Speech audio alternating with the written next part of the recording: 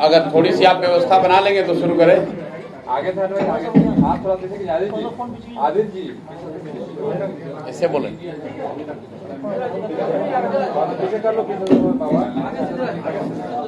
भाई जब आप तैयार हो जाएं तो बताइए। थोड़ा सा मोबाइल इधर कर लीजिए, थोड़ा इधर कर लीजिए, थोड़ा सा मोबाइल आप और इधर कर लीजिए, ठीक है।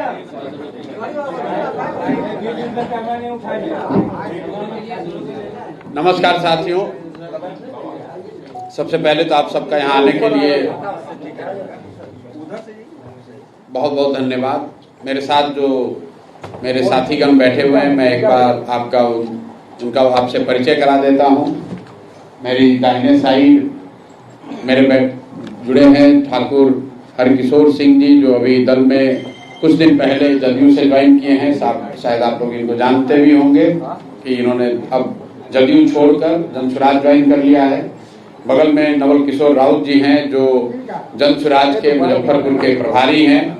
मेरे बाएं साइड विनीता विजय जी बैठी हुई हैं, अमर पांडे जी की पत्नी हैं और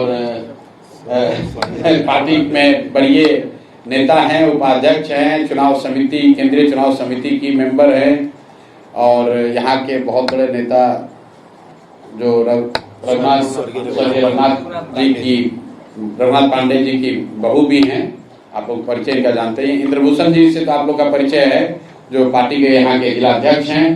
मनोज यादव जी मुजफ्फरपुर से पार्टी के कोर कमेटी में हैं, महासचिव हैं और वैशाली जिला के प्रभारी हैं। साथ में सुदर्शन जी हैं, जो कि मुजफ्फरपुर जिला के पार्टी के महासचिव हैं। और भैया ये मुजफ्फरपुर के हैं, नाम इनका आप इसलिए नहीं बता रहे हैं कि इनको तो सब लोग जानते ही होंगे। संजय केजरीवाल साहब हैं, मुजफ्फरपुर का अपने सर पे सब उठाए हुए हैं, शहर से हम यही दिखते हैं। और यहाँ बगल में बैठे हुए हैं बीके चौधरी साहब हैं, रिटायर्ड IPS ऑफिसर हैं। इनके पिताजी यहाँ स्वतंत्रता सेनानी थे और 2 बार के विधायक भी रहे हैं। हमारे अफरोज साहब हैं, अफरोज मुखिया, ये भी संगठन के यहाँ वरीय साथी हैं। कुछ और साथी हैं जिनका परिचय मैं करा देता हूँ। यहाँ के मुख्य प्रवक्ता इनका परिचय नहीं करा रहे हैं, मीडिया वालों से इनका आपका परिचय है।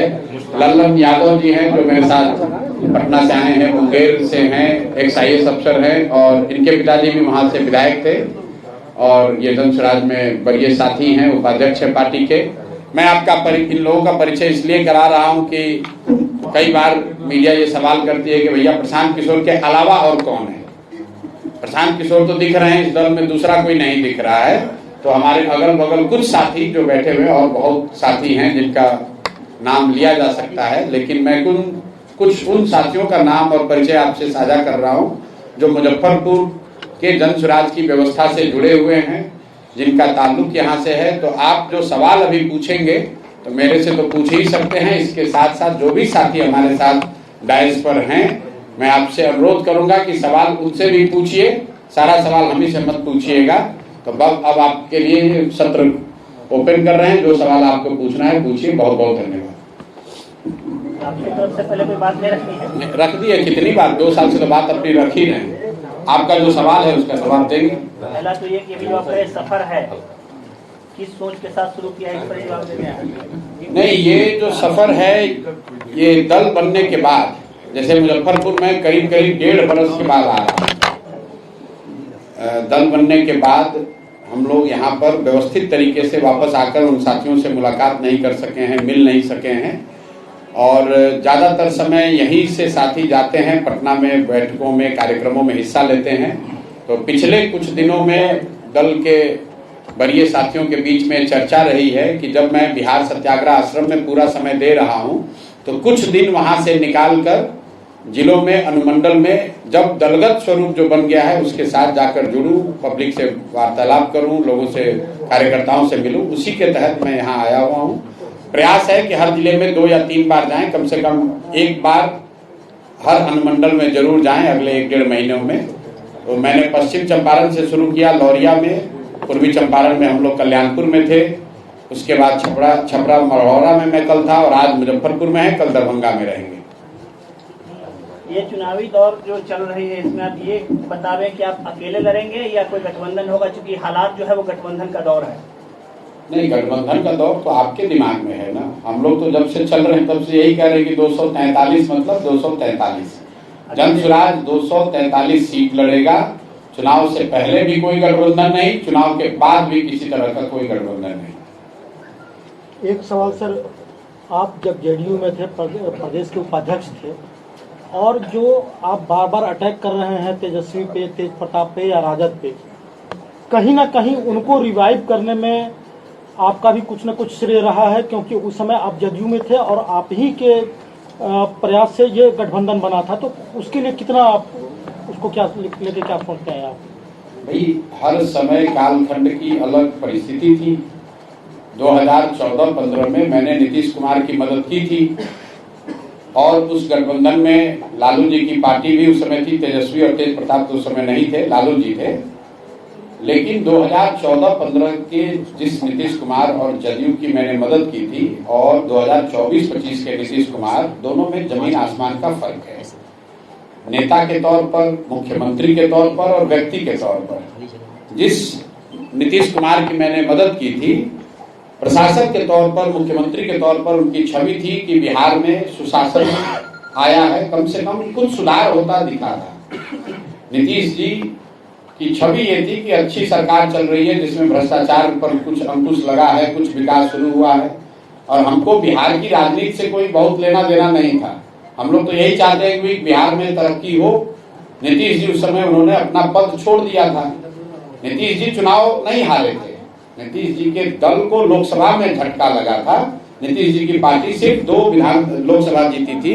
उन्होंने पद से इस्तीफा देकर मांझी जी को मुख्यमंत्री बना दिया था।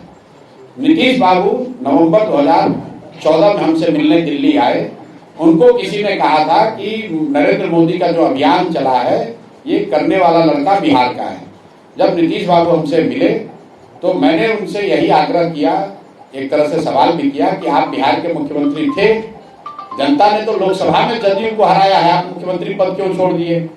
तो उनका ये जवाब था कि हमने इतना काम किया, इसके बावजूद जनता ने वोट नहीं दिया, तो मेरा पद पे रहना नहीं बनता है। मेरा सुझाव ये था कि आप वापस मुख्यमंत्री पद पर रहिए और चुनाव लड़ने की जो बात है उसमें जो मदद हो सकती है वो हम लोग करेंगे। मेरे सुझाव पर नीतीश जी अपने ही बनाए हुए मुख्यमंत्री मांझी जी को उन्होंने हटाया भी, वापस मुख्यमंत्री भी बने। उनका प्रेस कॉन्फ्रेंस जाकर देख लीजिएगा। बिहार की जनता से उन्होंने माफी भी मांगी, क्योंकि लोकतंत्र में आपको ये अधिकार नहीं है कि आपको मुख्यमंत्री जनता ने बनाया, आप हटा के किसी दूसरे को बना दीजिए। लोकतंत्र में आपका अधिकार नहीं है।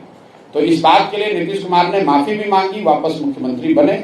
जब वो मुख्यमंत्री बन गए तो मैंने उनकी मदद की और उस मदद की वजह से या कुछ उसमें मेरा भी योगदान रहा होगा, वो लोग जीत कर भी आए, उसमें कोई दिक्कत नहीं है।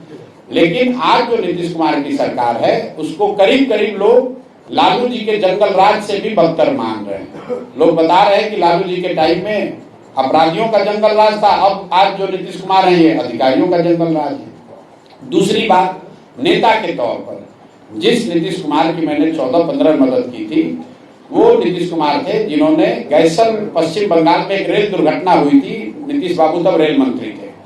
इन्होंने अपने पद से इस्तीफा दिया, वाजपेयी साहब ने इनका इस्तीफा मंजूर नहीं किया।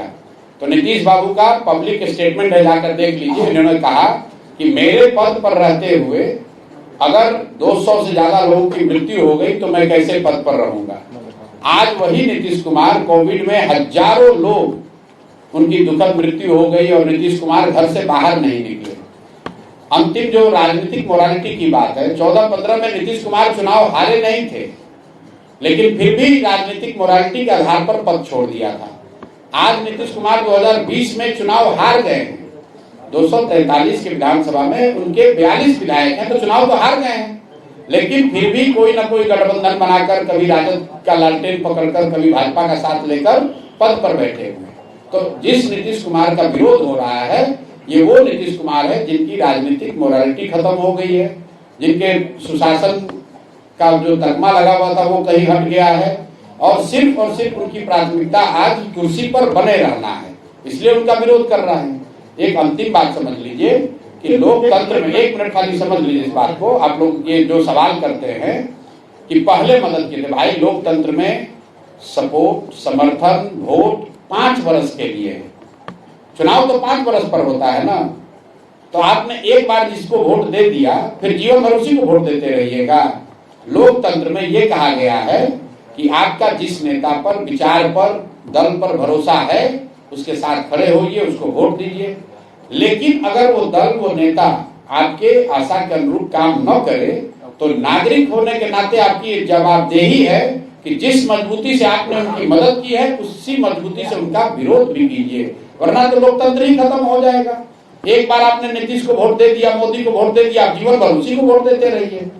नहीं, मेरा सवाल ये था कि आरजेडी को फिर से खड़ा करने में कहीं ना कहीं आपकी भूमिका रही, क्योंकि आपने गठबंधन बनवाया। हमारी भूमिका उस समय बिहार में नीतीश कुमार को वापस मुख्यमंत्री बनाने में थी, बिहार में एक अच्छी सरकार चले इसमें थी, बिहार में 7 निश्चय का प्रोग्राम बने इसमें थी।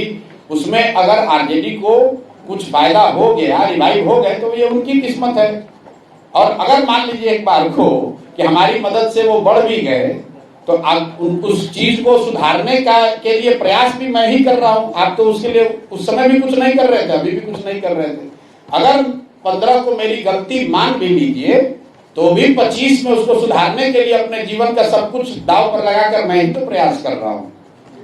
जब बिहार विधानसभा चुनाव में जातीय किस्म को कैसे तोड़ेंगे, एक चर्चा क्या शुरू हुई कि राघोपुर से प्रशांत किशोर लड़ेंगे, तो सोशल मीडिया पर रिएक्शन आने लगा कि 42%, 32% यादव बहुल इलाका उनकी जमानत जब्त हो जाएगी। ऐसे लगातार भाई जमानत तो किसी की कहीं से जब्त हो सकती है। जातीय समीकरण, पहले बात तो आप ये समझ लीजिए कि राघोपुर के बारे में हमने क्या कहा है। हमसे सवाल पूछा गया कि आप क्या चुनाव लड़ेंगे, तो मैंने कहा कि पार्टी से ऊपर कोई नहीं है। पार्टी अगर तय करेगी कि मुझे चुनाव लड़ना है तो चुनाव लड़ेंगे। पार्टी अगर तय करेगी कि राघोपुर से लड़ना है तो लड़ेंगे चुनाव, चाहे जमानत जब्त हो, जीते हो, तो बाद में तय होगा ना। और कोई भाई जाति का सवाल पिछले 2.5 बरस से बोलते बोलते हमारे कंठ में गांठ पड़ गया। मतलब मुजफ्फरपुर से जो आपके सांसद जीत कर गए हैं उनको वोट पड़ा है कि मोदी जी को वोट पड़ा है? लोगों ने तो मोदी जी के नाम पर वोट दिया है। तो मोदी जी के जाति का कितना आदमी बिहार में रहता है? जो मुसलमान साथियों ने राजद को वोट दिया है, क्या वो लालू जी के जाति के लोग हैं? भाई बिहार में भी उतनी ही जाति है जितना आंध्र प्रदेश में है, कर्नाटक में है, गुजरात में है। ये आप लोगों ने ये धारणा बना ली है कि ऐसा लगता है कि सिर्फ बिहार में ही जाति है। क्या भोकालिका, लिंगायत कर्नाटक में इंपॉर्टेंट नहीं है? क्या क्षत्रिय और पटेल गुजरात में नहीं है? कम्मा रेड्डी आंध्रा में नहीं है? मराठा कुर्मी महाराष्ट्र में नहीं है? आप कितने जगह की राजनीति का अध्ययन आपने किया है?